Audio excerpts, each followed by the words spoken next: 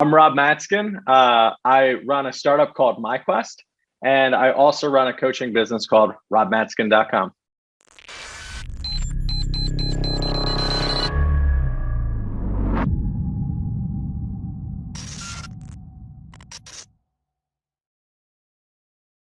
Hey, it's Kellen, and today on Diversified Game, I might have my clone. Yes, clones can come in all shades and, forms. We're probably around the same age. We have a lot of the same, likes, and all we need is some water because he's a surfer. You guys know, you might see some Photoshop and it'll look like I might be able to surf.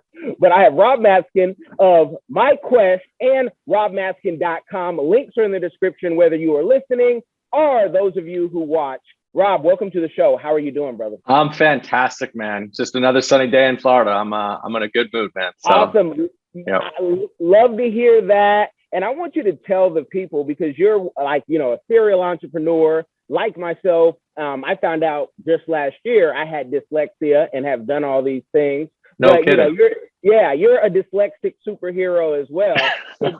Tell the people about your businesses and, how you can help them grow. Yeah. So I guess I can start with my journey. Dyslexia kind of shaped me early on. Malcolm Gladwell talks about it in David and Goliath. It's like the more adversity you go through builds character, right? So I didn't read till I was 10 years old. And then it was always a struggle in high school and college. Wasn't the most studious person.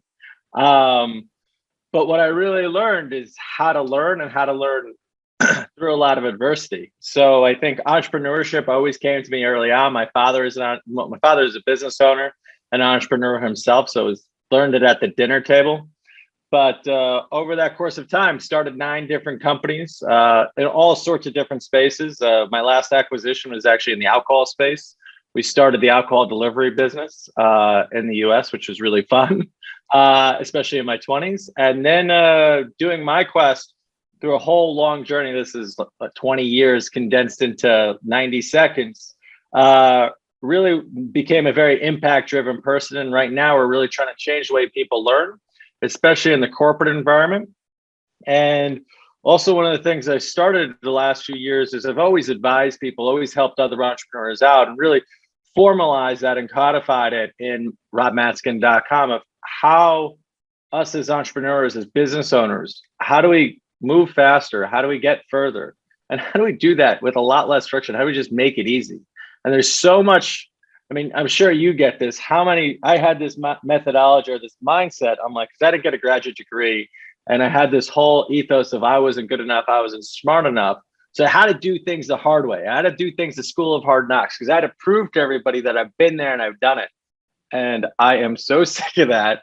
Where's the easy way, right? Where is that easy button? How do I help my clients find that easy button? Because there is no easy way, but there's certainly ways of doing that while having a lot more fun and with a lot less friction, I would say. Yeah. Well, how much of just getting to understand how you learn? Because when you and I were younger, some of these things, diagnosis were coming about. But if you would have got this diagnosis, in the 80s and 90s, maybe in the 90s, but especially in the 80s, they would have put you on the short bus in a special classroom with people who have extreme, sometimes mental issues, not dyslexia or ADHD, but they're maybe violent. And I've mentored with kids like that. So how much of it, just kind of learning, this is just how I am. And I'm going to have to, as the kids say now, get it out of the mud and really just do something different. Because you even had tape recorders. I had tape recorders. I made my own mixtape just to learn Shakespeare because reading it, I'm like, what is this? What are Capulets? What are marsupials? I don't know. Yeah. So let me put a beat behind it. So how much of it just getting to know you, and when did you get that, focus? Well, so I was really, that's like 30 questions in one, my friend, but I'll see what I could digest of that. So it's really fascinating. I was talking to my parents a year and a half ago. We were just having a heart to heart. And I didn't know any of this, but my mom's like, I knew when you were 3. I'm like, wait, 3? She's like, and this is the 80s. I was born in 84. And she goes, yeah, when you were 3. And then my dad realized, he's like, all right, I admit it when you were 4. And it took us, and so this is still the 80s, and it took my parents years to figure out what to do, because they had to prove to the school that the school couldn't do it. So they did put me in that classroom. They did put me in that short bus, right?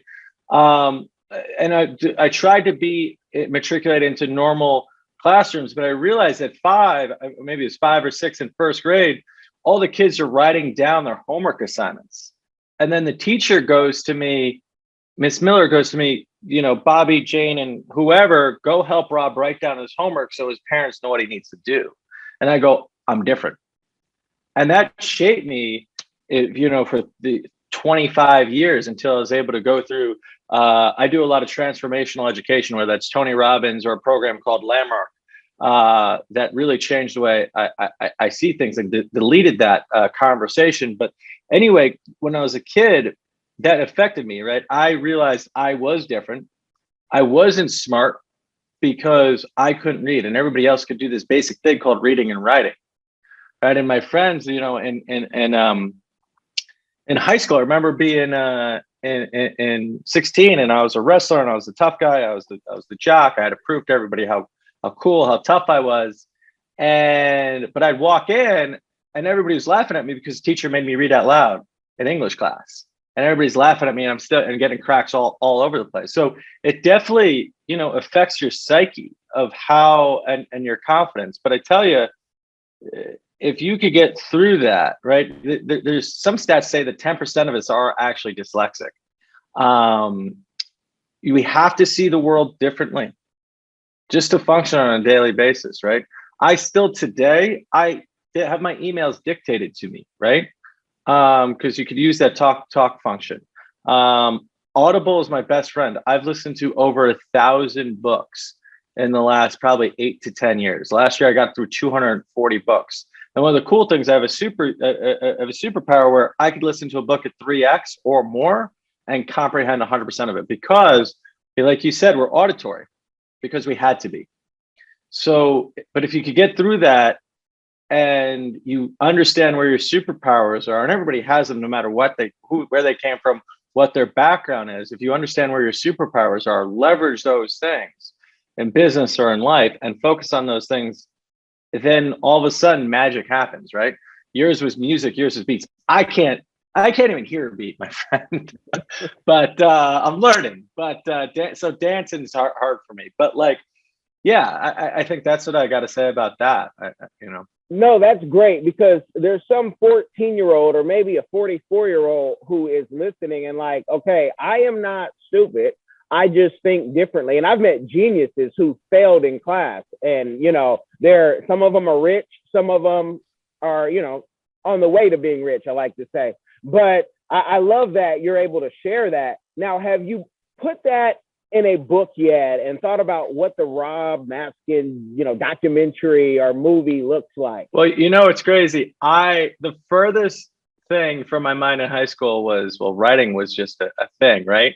Mm-hmm. I think I got my hand slapped once or twice in middle school for maybe aggressively seeing the definitions of what copy and paste could do. Right. But the thought of being a writer is mind-boggling to me. It still is, right? And now I'm writing some blog posts and I have some reoccurring piece in some magazines. But yeah, the story of my life. Wow, I don't know about that. You're gonna have to coach me up on that one. But but no, I definitely have a story to share, and going through it, I think. But it's a story like most, that everybody's gone through adversity, right? And the more you could come out of it, the more you could take the lessons learned from it. And the deeper down you've gone, whether that's athletics, whether that's music, whether that's dyslexia, whatever it is, the deeper you know how far you could go. We're all going to have that adversity coming up, no matter what that is. This year built so many people's character, right? And allowed us to get aligned to what's important to us.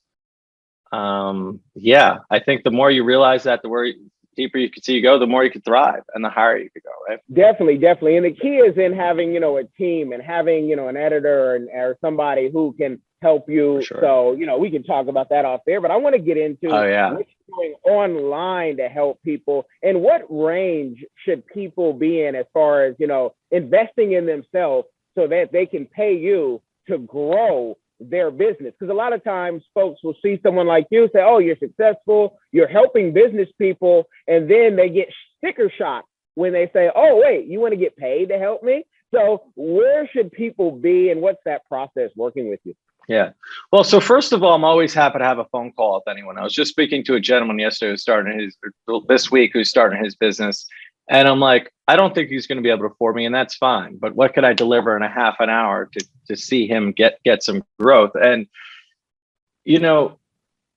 when I had a hard time when I was starting out, switching from like taking equity and then taking money. And I'm like, no, I'm worth it. This is what it is. And this is what it needs to be.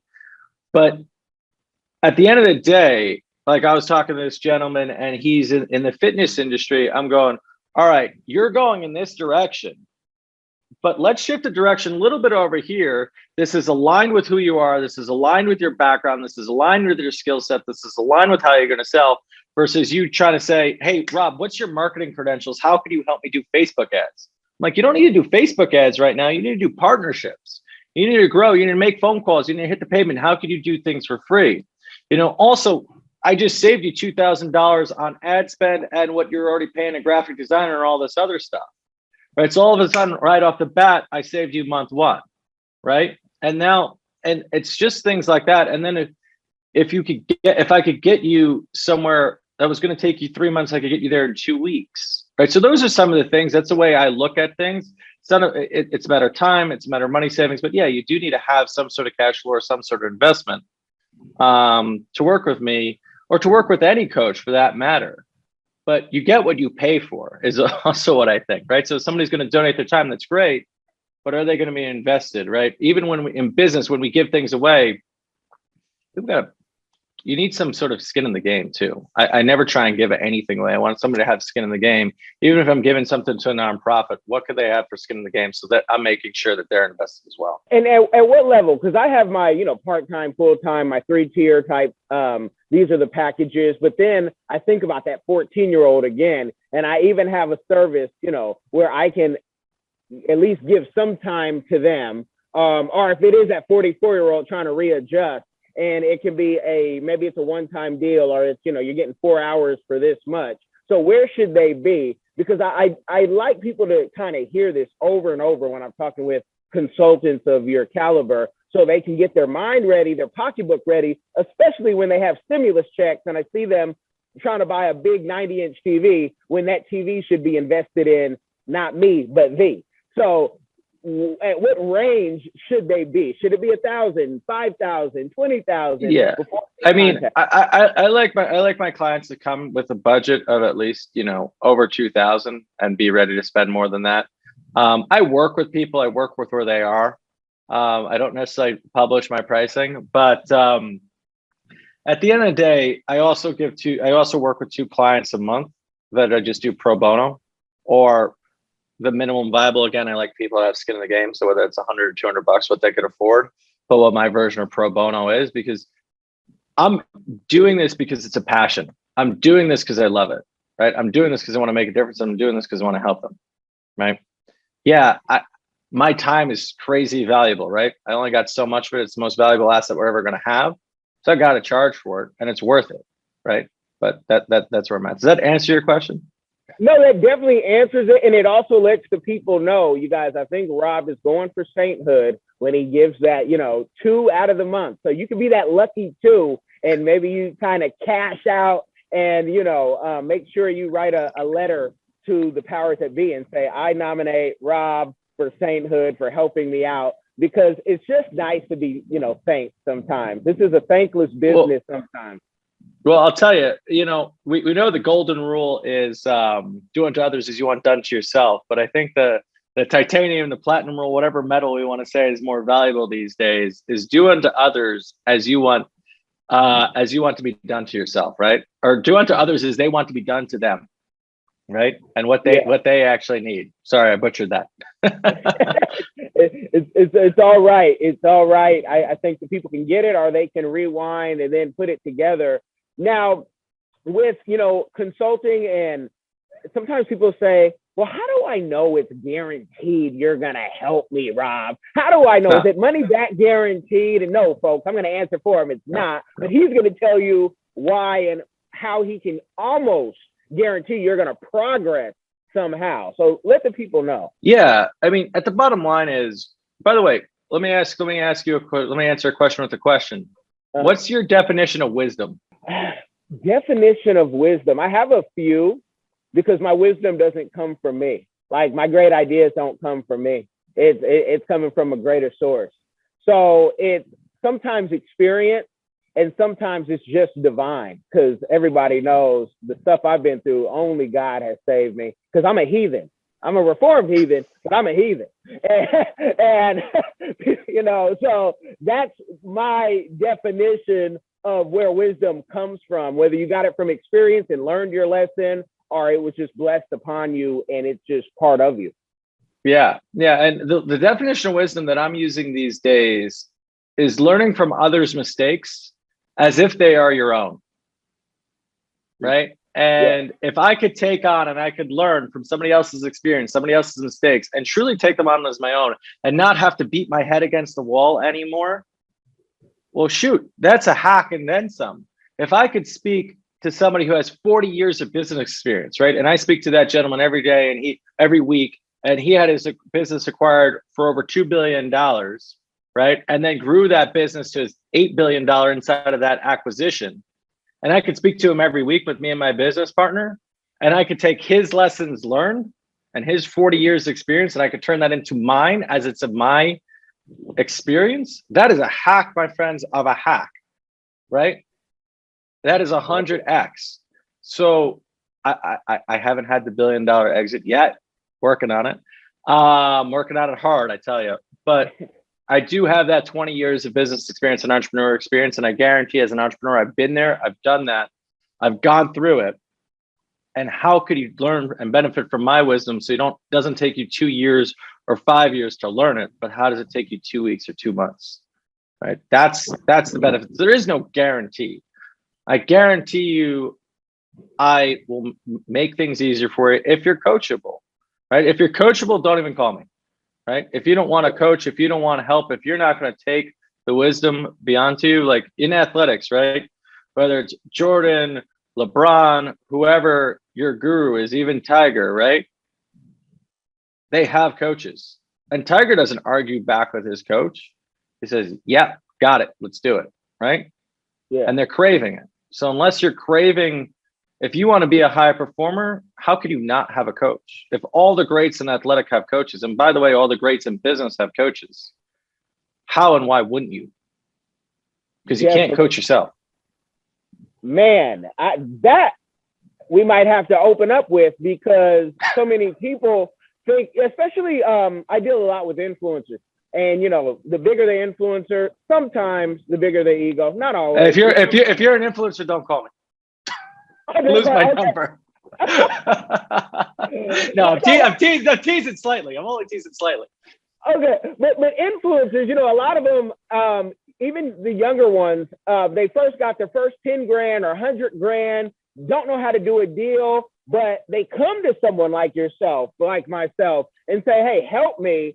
And they'll listen to a point, but then, you can't touch my editing. I've had influencers tell me, nobody can edit like me. And I'm like, that's not why you're number one in your category. So what is your experience with the ego? If someone has, let's say 5 million or 10 million, are you able to coach them? Or is it in a certain level of, if you got a 500,000, call me? Because in between 500,000 and 5 million, my experience is I can get you, 10x. Grant Cardone, right. Shout out to you. But he didn't invent that. He didn't invent that. He branded it, but he didn't invent it. But anyway, if we don't give Grant his props, he might talk about us, big or small. That's right. There's no such thing as bad publicity. So if Grant wants to give me a shout out and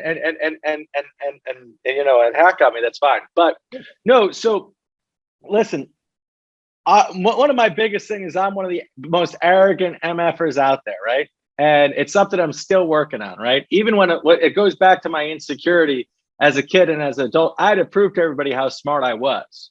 So the only thing I did was walk in a room, and the only thing when I tried to prove that is I just proved that I'm just an arrogant prick, right? And I had to realize that, wait, this is just complete inauthenticity. And I had to really look at it, right? Because what is the ego? What is the identity, right? And the ego and identity, first is really shaped in our teen years, and it's created by really the people, the loved ones in our life, society, our friends, our movies. Like, I still remember Varsity Blues, right? And that was a formative movie, being a high school football player at the time, being like, oh, I had to go run around being an idiot, like, and do all this crazy stuff. And I had to be the macho, I had to be the bully. This is who I idealized. I had to be the tough guy because I was too insecure. I couldn't be vulnerable. Right. So that kind of shaped my ego, especially being a college athlete and being this wrestler, being this football player, having I got to be a fighter, right? I got to be a cage fighter. I got to be the tough guy.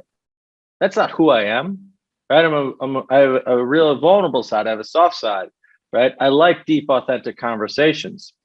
I like long walks on the beach. But no, but at the end of the day, I know what the ego looks like. I know it's good. I know it's bad. I know it's ugly.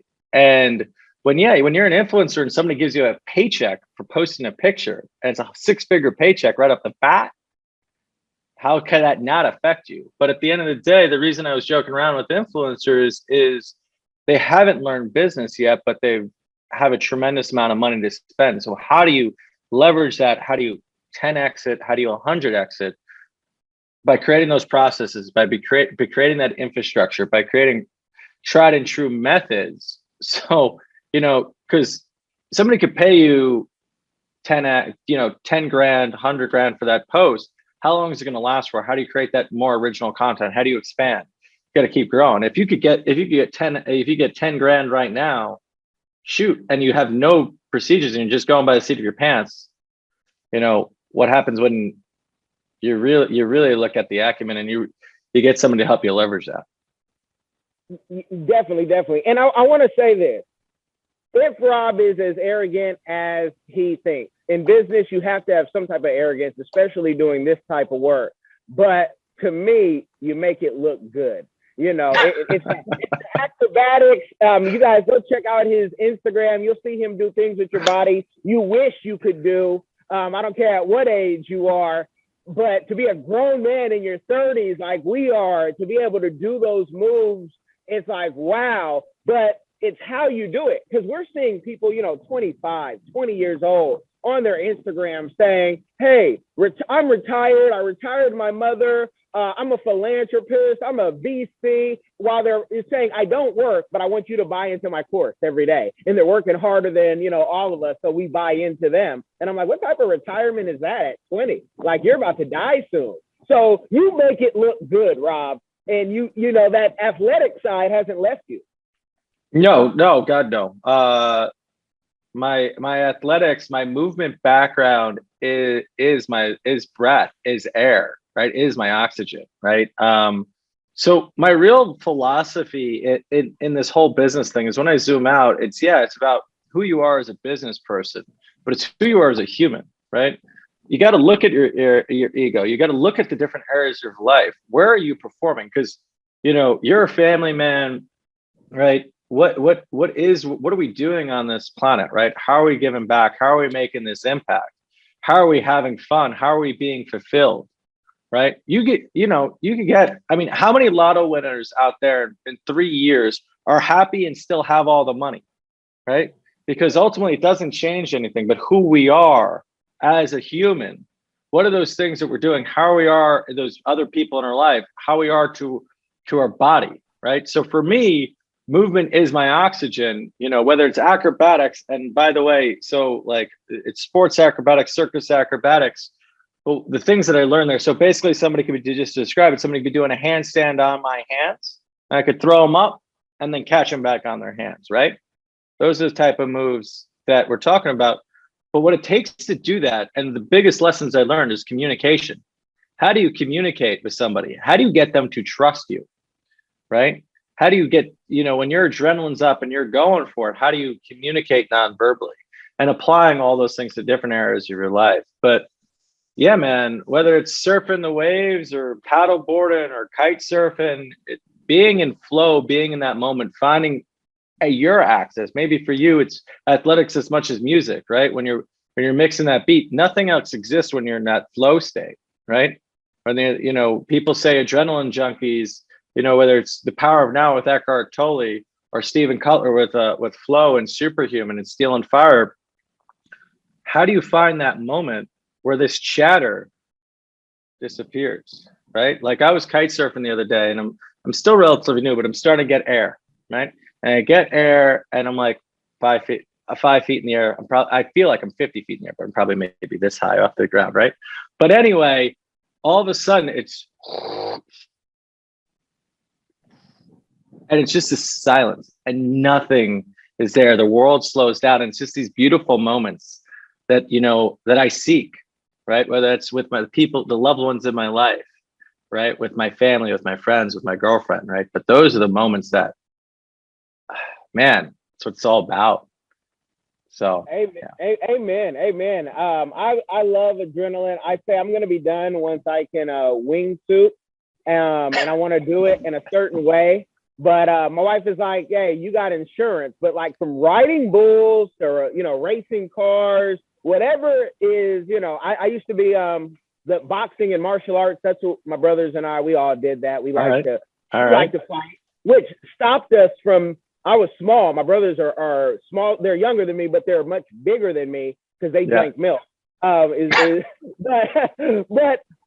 we didn't. Once we knew how to fight, we only wanted to fight with people who knew how to fight because you really hurt somebody. I'm like, I don't want to fight you because this is what I do every day, and I'm gonna, I'll hurt you. You hurt enough people, you start feeling bad.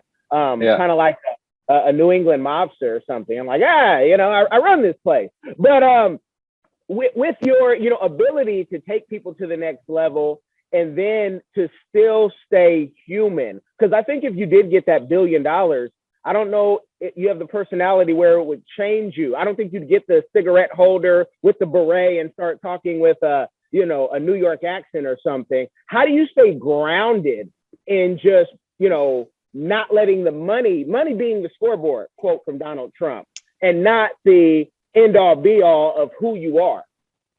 Well, first of all, I could talk with a New York accent because I'm from New York. So if you want me to get some coffee and bagels and drink some water, but so maybe, but no, man, it comes down to this, right? There's a distinction that I've learned, and most people will live their lives wanting to have the things they want to have and chasing the things they want to have, right? Then once they have all those things, they'll go do all these things that they've always wanted to do. And then finally they'll wake up one day and they'll go, I want to be a philanthropist and I want to give back and I want my name to mean something, right? Which is where you see all these buildings and all these people that are, doing all these charities at a later stage in life. But what changed my perspective is I want to be the person I'm meant to be. I want to be myself. Who's my true self, right? I look at two different things. I look at ego and identity and this chatter and these conversations we have with ourselves. I look at the self, and the self only exists when this disappears. So that moment I'm in the air, I'm myself.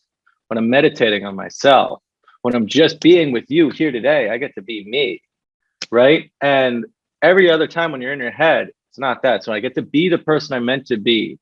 And I do this, right? And then I know who I am and I trust that self. And then I could go do all these things I've always wanted to do, right? We started off before we jumped in, we talked about our wild days and partying and all this other stuff, right? But I wanted to do all those things, and then I wanted to accomplish all these other things, right? But be and do. And then when you have what you deserve, what you have, what you want to have, right? You're already that person. Right. And by the way, you'll manifest those things by being that person and doing those things. You'll manifest those halves. But chasing that dollar, chasing that buck, man, I remember I moved to Vail when I was 22, and I taught skiing for 5 years, and I was a whitewater raft guide. And I started a few companies out there. One of the things I realized, I was like, man, these houses are 30 million bucks. It's amazing. All this stuff, right? But they're here 2 weeks of the year. They don't enjoy it. What's the point of having it if you can't enjoy it? If I wake up one day and, and there's exceptions to these rules, right? All these Bitcoin millionaires, all these instant millionaires. But, for the rest of us who got to work for it, man, I don't want to wake up one day and be 70 and then, okay, I get to enjoy it. No, I want to enjoy it now. I'm more in that FIRE community. If I ever get fed up and I'm done, then I'm done. And I want to be able to do whatever that is, what I want to do. Probably be working with youth and, communities around the globe, especially on the continent of Africa. Now, you talk about the Bitcoin millionaires and the NFT millionaires, spending $69 million. Those guys don't see crypto like many people see crypto as currency. They see it as a currency where they can buy what they want to buy, what it's meant to be, kind of on the dark web, or when you don't want people in your business, But do you see yourself, or are you able to get paid in crypto? Or if someone says, look, I'll swap you this NFT, I paid, $20,000 for a month of work. If somebody wants to pay me in Ethereum, I'll take it because that's what I'm buying right now. Not that I'm recommending giving any investment advice whatsoever. Yeah, I could take that. I won't take. I mean, listen, it's so volatile. I think it's a currency. So I really looked at Bitcoin, and I am not the brightest bulb in the shed, because I looked at Bitcoin seriously and read all about it when I was at $200.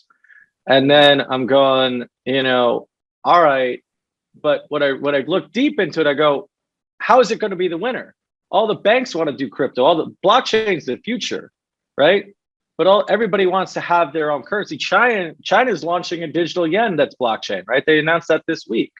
So how is Bitcoin going to be the winner? So I was like, I'm going to pass because I have no idea. But there's shit. If I put pardon my French, if I put $1,000 in it back then, I don't even want to do the math right now, right? So, I mean, there's definitely winning formulas out there, but it's so risky. You can't predict the future. Nobody can right now. So I don't know anything about that. But yeah, if somebody wants to pay me in Ethereum, I'll take it. Okay. and an NFT, if it's data, yeah, I'm also buying that right now. But again, this is just what I'm doing. I'm not an expert.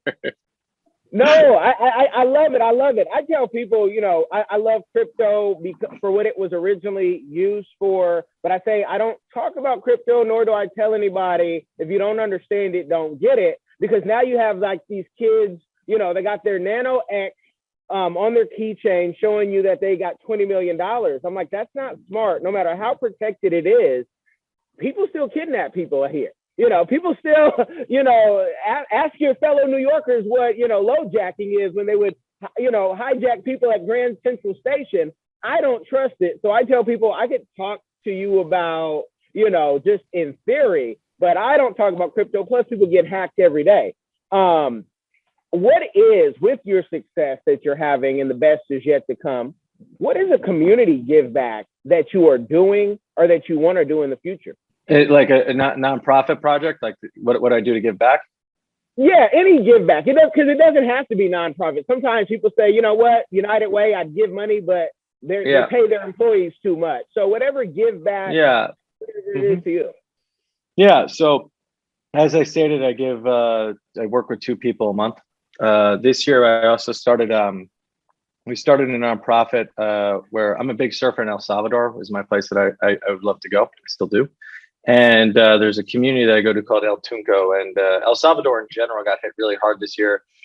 People weren't working they weren't allowed out of their house for like 6 months. The government was just giving people rice and beans, and literally, and the average wage in El Salvador is $300 a month to begin with.